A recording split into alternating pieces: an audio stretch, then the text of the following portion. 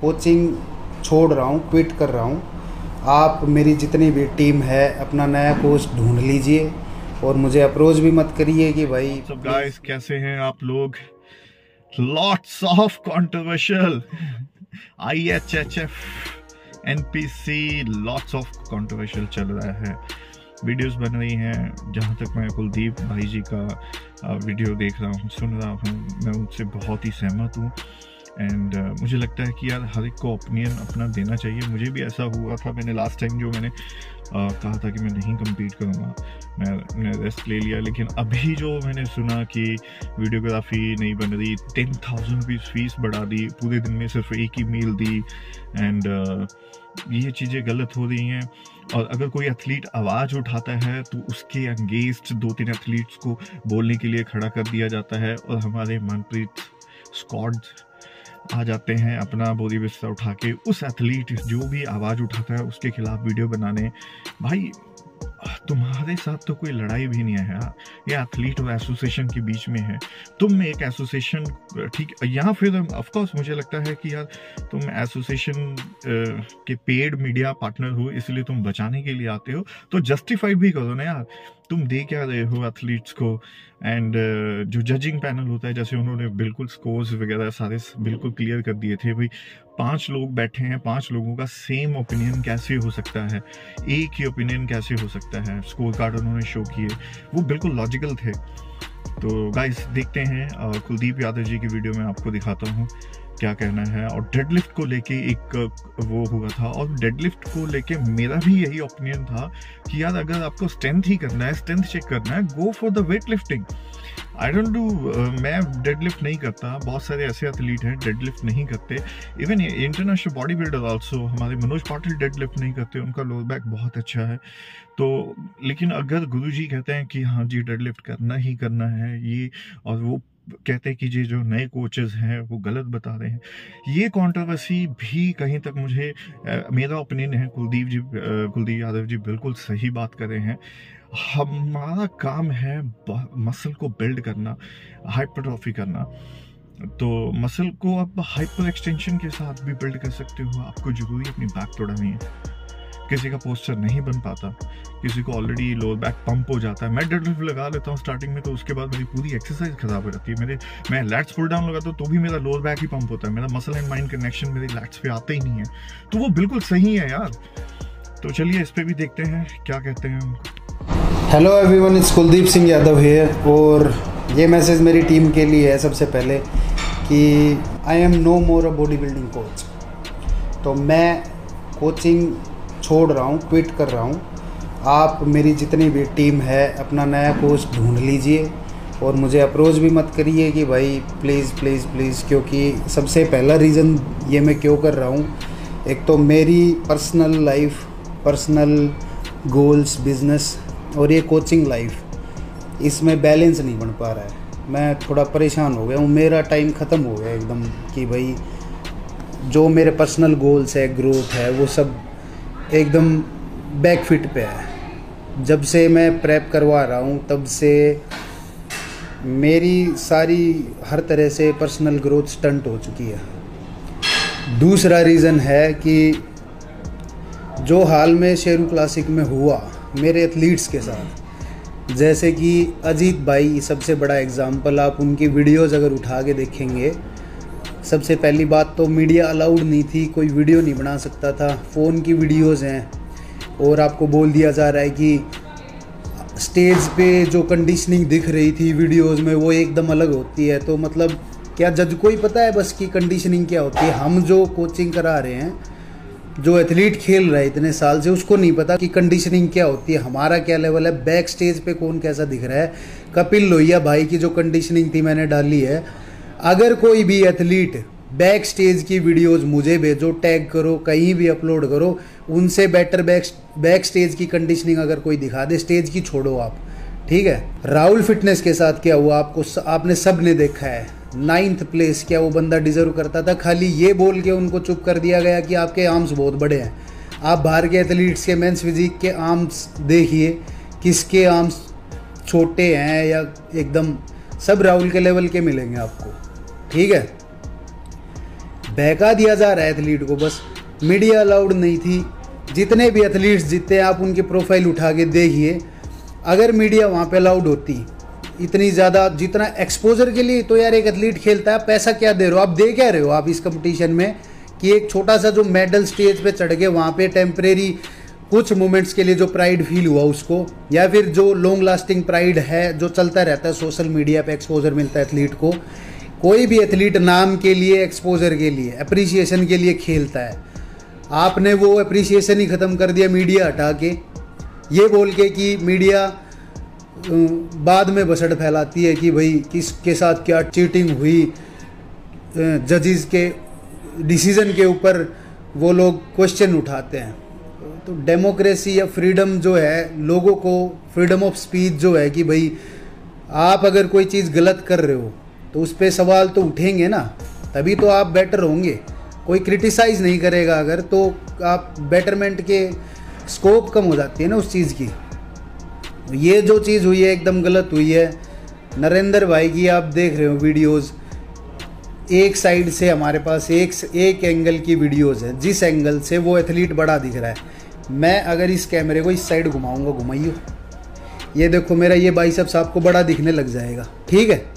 और अगर इसको मैं इधर घुमाऊंगा ये बड़ा लगने लग जाएगा, ठीक है। ये क्या तो मेरे क्या अनइवन हो गया क्या, ये मेरा बाइसेप छोटा है, मतलब पैदा ऐसे हुआ हूँ मैं, ये एंगल का फ़र्क है। और अगर एक साइड की बायस्ड फुटेज आ रही है तो आप क्या जज करोगे।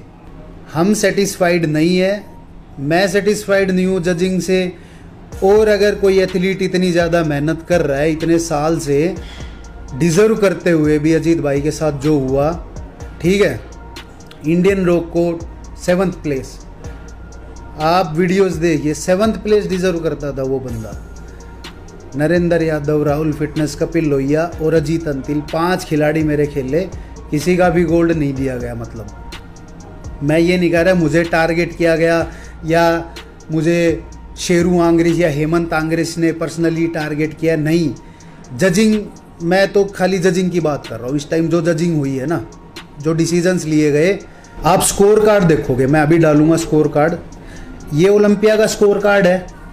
इसमें आप देखिए फर्स्ट की स्कोरिंग, सेकंड की, थर्ड की, फोर्थ की, इसमें कोई आपको एक इवन गैप या सिमेट्री दिख रही है कि सबका स्कोर 3, 6, 9, 15 क्या है। ये रियल स्कोर कार्ड है। और ये देखिए आप, मैं डाल रहा हूँ अभी शेरू क्लासिक के स्कोर कार्ड, इसमें देखिए आप हर स्कोर कार्ड 3, 6, 9, 12, 15, 18, 21, मतलब 3 जज थे जज करने वाले, और 3 के 3 इतने एक्यूरेट थे कि तीनों ने एक एथलीट को फर्स्ट दिया, दूसरे को सेकंड, थर्ड।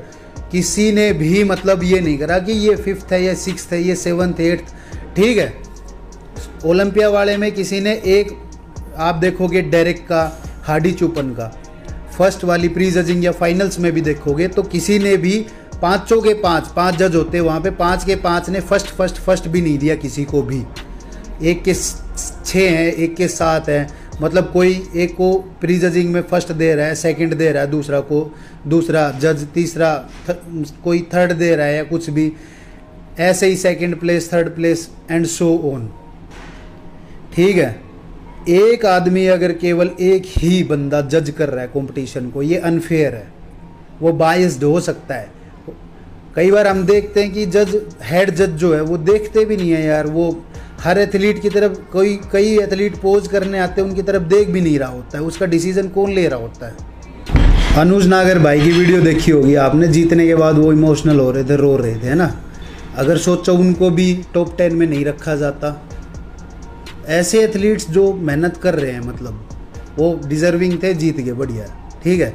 ऐसे ही मान लो और एथलीट्स जो जीतना डिज़र्व करते हैं, अगर वो जीतते नहीं हैं, पता नहीं क्या क्या अपनी लाइफ की कहाँ से पैसे मैनेज करके, टाइम, करियर, सब कुछ सेक्रीफाइस करके एथलीट पहुंचता है यार उस स्टेज पे, और वहाँ पे केवल एक फेयर जजिंग भी अगर उसको ना मिले, क्या फ्यूचर है स्पोर्ट का, क्या मतलब है ये चीज़ करने को। मीडिया ना हो वहाँ पे, कवरेज ना मिले। अगर सेकंड प्लेस भी है तो सेकंड को भी कवरेज मिलती है। पिछली बार राहुल फिटनेस को जो एक्सपोजर मिला, सेकंड जो हार के भी जीत गया था, वो चीज़ इन्होंने ख़त्म कर दी, मतलब कि मीडिया अलाउड नहीं है यहाँ पे। एक आप एनक्लोज्ड एंटिटी, एक बिल्डिंग में आप आए और आपको जज किया गया, आपको प्लेसिंग दे के भगा दिया गया, जो भी है वो आपको स्वीकार करना पड़ेगा ना। गलत है ना ये।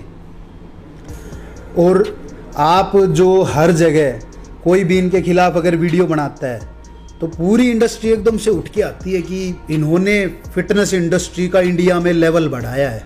मैं आपको एक चीज़ समझाता हूँ छोटी सी। IFBB मिस्टर ओलंपिया, सबसे ज़्यादा बॉडी बिल्डिंग में एक्सपोजर इस फेडरेशन में ही है, नंबर 1 फैक्ट। दूसरा, इंडिया के एक्सक्लूसिव राइट्स ले रखे हैं IHFF ने, ठीक है। एक्सक्लूसिव राइट्स मतलब इनके अलावा कोई भी IFBB competition, pro qualifier shows वगैरह कोई नहीं करवा सकता है। अगर आप इंडस्ट्री को ऊपर उठता हुआ देखना चाहते हैं, आप ये बोल रहे हैं कि मैं इंडस्ट्री के लिए कुछ कर रहा हूँ, एक बार ये एक्सक्लूसिव राइट्स छोड़ के देखिए, दूसरे लोगों को भी अलाउ करिए ये कंपटीशन कराने के लिए। आप देखना कि आपसे कितने अच्छे कंपटीशन वो लोग करवाने लग रहे हैं। अब की बार एक मील एक एथलीट को, एक दिन की, पूरे 3 दिन में एक एथलीट को 1 मील दी गई है। 3 दिन में 1 मील, और वो भी उनका ट्रंक नंबर देख के, ठीक है। 3 दिन की 1 मील इनकी तरफ से दी गई, हुडी दी गई ओलंपिया की, ठीक है। बदले में फीस कितनी बढ़ा दी गई? 10,000 रुपये। हल्ला इतना मचा दिया गया, ये देखिए मैनेजमेंट, ये देखिए।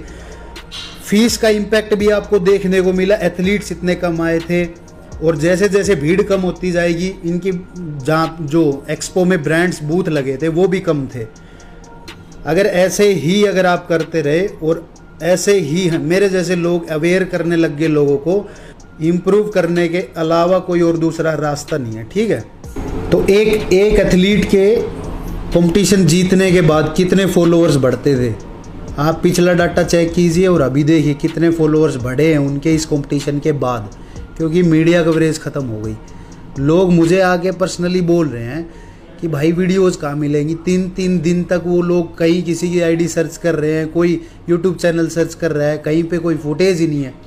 तो मैं ये नहीं कह रहा कि मेरा हर एथलीट नहीं जीत रहा था, मान लो कि मेरा हर एथलीट हर जगह भी नहीं जीतेगा, कि ओलंपिया पे जाके भी वो जीत जाएगा। कई बार कंपटीटर आ जाते हैं अच्छे, लेकिन जो फ्रीडम ख़त्म करा गया ना, वो सबसे बड़ी दिक्कत है। और ये बोलना उसके डिफेंस में कि इन्होंने इंडियन इंडस्ट्री का फिटनेस का लेवल उठा दिया, एथलीट बढ़ गए, क्रेज़ बढ़ गया। इंस्टाग्राम पे शिवम को देख देख के इतने ज़्यादा लोग शिवम जैसा बनना चाहते हैं, कहीं ना कहीं तो खेल लेंगे ना वो। और इस फेडरेशन में घुसने के लिए अगर एक ही चैनल है, क्योंकि चैनल ही है, लोगों के पास ऑप्शन नहीं है ना। IHFF के अलावा इंडिया में और कौन सा शो है? कोई ऑप्शन नहीं है, क्योंकि इनके पास एक्सक्लूसिव राइट्स हैं, इनने मोनोपोली कर रखी है। तो इसीलिए मजबूरी है एथलीट की इनके पैर छूना, समझ रहे हो आप। कंपटीशन से 4 दिन पहले राहुल फिटनेस के नाम पे लेटर इशू कर दिया जाता है, उसको बोल दिया जाता है कि तुम सस्पेंड हो, कि वो बिग फिट क्लासिक में क्यों गया। आप उनके रूल्स में डाल रहा हूँ अभी, ठीक है। ये देखो आप, इस लेटर में साफ साफ लिखा हुआ है कि गेस्ट पोज कर सकते हो, आप कहीं भी अपीयर हो सकते हो, बस आप अपनी सोशल मीडिया पर उसको प्रमोट नहीं करोगे, उनके ब्रांड की टी-शर्ट वी-शर्ट ये वो उनका प्रमोशन नहीं करोगे, आप वहाँ पे compete नहीं करोगे, जजिंग नहीं करोगे, ठीक है। इन्होंने ऐसा कुछ भी नहीं करा, उनके पास कोई भी प्रूफ नहीं है, और इसको सस्पेंड कर दिया गया।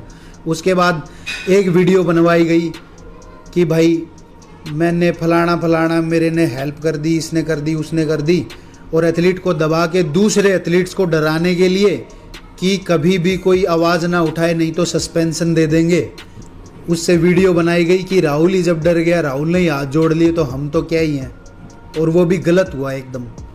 ऐसे ही बहुत सारे एथलीट्स को कभी भी एकदम से सस्पेंड कर दिया जाता है। तो ये मोनोपोली है ना जो, इसकी वजह से लोग मजबूरी में इनकी बढ़ाई करते हैं, इनकी कमियां निकालते नहीं है। फ्रीडम किसी पे है नहीं, अकेला एक चैनल है, एक ही ऑप्शन है, तो चल रहा है। और हाँ, ओबियसली भाई, अगर इन चीज़ों को, कमियों को हटाया जाए तो इन्होंने एक प्लेटफॉर्म दिया है। इनकी जगह ये नहीं होते, कोई और होता, ठीक है। लेकिन अब ये हैं तो हैं, ये कई चीज़ें अच्छी भी कर रहे हैं, लेकिन कमियों पे बात करने का फ्रीडम मीडिया, ये चीज़ इसको मत रोकिए आप, ठीक है, नहीं तो आपका वजूद ख़त्म हो जाएगा। क्रिटिसिज्म ही इम्प्रूवमेंट का पहला स्टेप होता है। आपकी कोई कमियां बताएगा, आपको सुधारनी होंगी, ठीक है। और रही बात जो मैं बता रहा था कि एक्सक्लूसिव राइट्स छोड़ने की, जो आप सोचते हो, मैं फिटनेस इंडस्ट्री के लोगों से बात कर रहा हूँ कि एक आदमी ने इंडस्ट्री का स्टैंडर्ड उठा दिया। XYZ कोई भी बंदा अगर IFBB को इंडिया में लेके आता, सेम लेवल बना के दिखा देता। आज भी एक्सक्लूसिव राइट्स अगर ये लोग छोड़ देंगे, एक बार अकेली 5XL न्यूट्रिशन, ये इतनी ब्रांड्स मिलके कराती है ना, अकेली 5XL न्यूट्रिशन करके दिखाएगी, इतना बड़ा इवेंट, ठीक है। अगर आप लोग एक बार एक्सक्लूसिव राइट्स छोड़ दीजिए। तरुण गिल जो बताते हैं ना हिसाब किताब, जो मैथ बताते हैं कि भाई इतने रुपए, इतने गुणा इतने इतने इतने, वो बिल्कुल सच है। आपका मैं क्रेडिट मान लेता अगर आप लोग एथलीट्स को भी कुछ दे रहे होते। जो कलेक्शन आता है एथलीट्स को क्या मिलता है, एक मीडिया कवरेज मिलती थी, वो भी आपने हटा दी, ठीक है। तानाशाही लेके आगे, जो जजिंग डिसीजन जो कुछ देंगे हम वो सर्वमान्य होगा, ठीक है। जजिंग पे आप उठा ही नहीं सकते क्वेश्चंस, उठाएंगे भाई, क्यों नहीं उठाएंगे, ठीक है। अगर मेरा एथलीट जीत रहा है, गलत लगता है, लोग उठाएंगे, उठाओ, बात करो यार उसके बारे में, दिक्कत क्या है इस चीज़ से। इतना बड़ा इवेंट होता है, 1 रुपया किसी एथलीट को नहीं दिया जाता है, समझ गए। मैं ये नहीं कह रहा कि दो हम प्रेशर बना रहे हैं, लेकिन आप ऑडियंस को बोल रहा हूँ, आप इन चीज़ों से खुद दिमाग खोल के एक बार आप ये चीज़ अंधा ये फॉलो मत करो किसी को भी कि भाई हाँ ये कह रहा है, ये आदमी तो भगवान हो गया। वो सब हर आदमी अपनी जेब के लिए काम करने लग रहा है, ठीक है। एथलीट को क्या मिल रहा है उसमें भी उनका कंट्रीब्यूशन होता है। वो लोग काफ़ी हद तक रेगुलेट करते हैं चीज़ों को, कंट्रोल रखते हैं कि किसको क्या मिल रहा है। अगर एथलीट के लिए सोचा जाएगा तो इनका इवेंट भी सक्सेसफुल होगा, हम भी और ज़्यादा सपोर्ट करेंगे। गलत चीज़ को गलत बोलना सीखो, सही चीज़ को सही बोलो। मैं अपनी वीडियो आज यहीं पे ख़त्म करता हूँ। अगर मैंने किसी का भी टारगेट करके मैंने किसी को ये नहीं बोला है कि भाई शेरू, हेमंत या कोई भी जो IFBB के हेड है, मनीष गांधी है, इन्होंने मेरे को टारगेट करा या मेरे एथलीट्स को इन्होंने ना, इनका पर्सनली मैं नहीं मानता कि कोई रोल रहा होगा, लेकिन मैं तो खाली एक सिस्टम की बात कर रहा हूँ, ठीक है।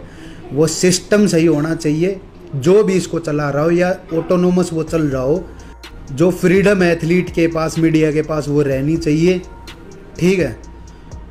और लास्ट में जो मैंने स्टार्टिंग में अनाउंसमेंट करी थी कि मेरे एथलीट्स प्लीज़ दूसरा कोच ढूंढ लीजिए। मैं अपनी सोशल मीडिया, अपनी जो फिटनेस इन्फ्लुएंसिंग है वो अपनी कंटिन्यू रखूँगा। मैं अपने पर्सनल गोल्स पे ध्यान दूँगा और हो सकता है मैं भी एक कमबैक करूँ।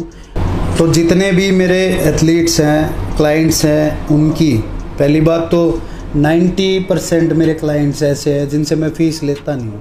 केवल 10% ऐसे हैं जिनसे रिसेंटली ही मैंने फ़ीस लेनी स्टार्ट करी थी, नहीं तो सब हमेशा से ही फ्री था, ये सबको पता है। और most of my athletes, almost 50% athletes are sponsored. तो 10% जिनसे फ़ीस लिए उनकी फ़ीस रिफ़ंड हो जाएगी। अगर आप लोग इंसिस्ट करोगे कि नहीं ये फ़ीस लेना एक कमिटमेंट था, तो जिन से फ़ीस ले रखी उनकी जब तक की फ़ीस है तब तक मैं उनको कोचिंग देता रहूँगा। या फिर जो केवल मैंने 5XL न्यूट्रिशन से बात करी है उनके साथ जो कॉन्ट्रैक्ट साइन हुआ है मेरा कोचिंग का, तो वो लोग इस पे गिव अप करने के लिए तैयार नहीं है। तो उनके साथ जो कमिटमेंट है, उनके बंदों को जिन को हमने किया था कि इनको देनी पड़ेगी कोचिंग, उनको देता रहूँगा जब तक मेरा कॉन्ट्रैक्ट है तब तक। और बाकी मैं हाथ जोड़ता हूँ कि भाई बस और कोचिंग नहीं, मैं अपने पर्सनल लाइफ पे, पर्सनल गोल्स पे काम करूँगा। मेरी लाइफ एकदम मेरे पर्सनल गोल्स रुक चुके हैं। और ये मैसेज गलत करने वालों के लिए ये है कि जब जब गलत करा जाएगा मैं आवाज़ उठाता रहूँगा। आपको ये लगता है कि कोई आपसे इतना दबता होगा इंडस्ट्री का बंदा कि उसका तो घर चलना ही बंद हो जाएगा। अगर आप लोग, कुछ लोग होंगे, लेकिन आप लोगों का हर आदमी के ऊपर इतना इन्फ्लुएंस नहीं है कि वो तुम्हारे एक शो की वजह से पैसे कमा रहा हो, ठीक है। तो मैं अपनी आज की वीडियो यहीं पे ख़त्म करता हूँ। लंबी हो गई थोड़ी, लेकिन बोलना ज़रूरी है। समझदार लोगों का इंडस्ट्री में आना और खुल के बोलना, लोगों को अवेयर करना, एजुकेट करना ज़रूरी है। ठीक है, थैंक यू।